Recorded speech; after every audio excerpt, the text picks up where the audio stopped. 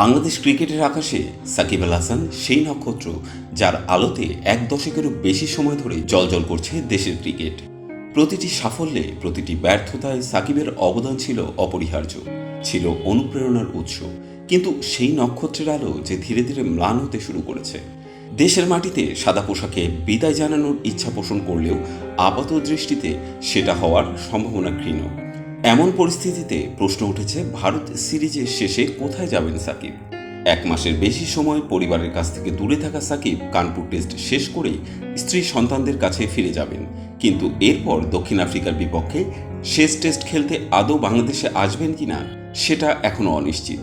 এ অবস্থায় বাংলাদেশ থেকে যুক্তরাষ্ট্রে যাওয়ার ব্যাপারে আশ্বস্ত না হলে সাকিব হয়তো বাংলাদেশে আসার ঝুঁকি নেবেন না। একটি সংবাদ মাধ্যমের প্রতিবেদন অনুযায়ী আগামী 1 অক্টোবর শেষ হচ্ছে কানপুর টেস্ট। এরপর দলের বেশিরভাগ সদস্যরা দেশে ফিরছেন।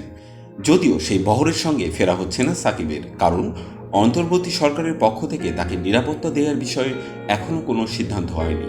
আর এই বিষয়টি যে বিসিবির হাতে নেই সেটাও জানিয়েছেন সভাপতি ফারুক আহমেদ।